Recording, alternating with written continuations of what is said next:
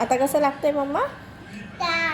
परीला स्कूलमध्ये इडली भेटलेली तर तिथेच खात होते आणि आमच्यासाठी नाश्त्यामध्ये बनवत होती मस्त झणझणीत बेसनाची पोळी. आणि परीच्या पप्पांना आहे ना चायशिवाय अजिबात जमत नाही, तर मी पण माझ्यासाठी थोडासा घेतला नावापुरता. आणि हिला आलाय जास्तच राग, कारण की मी बेसनची पोळी तिखट केलेली ना, म्हणून. मग आता तिच्यासाठी इथे मी फिक्का बनवलाय. कसं झालंय मम्मा? नंतर ना परीला बनवायचे होते फ्रेंच फ्राईज, आणि बनवताना बोलते की मलाच बनवायचे म्हणून. नको नको, तिला हात देव, तिच्या हातात नको देऊस विकी.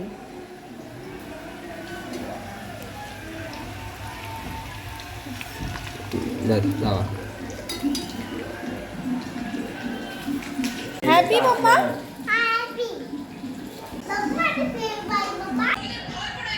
काय आहे हे? काय आहे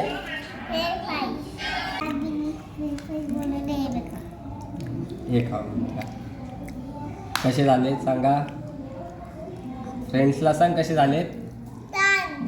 A few moments later.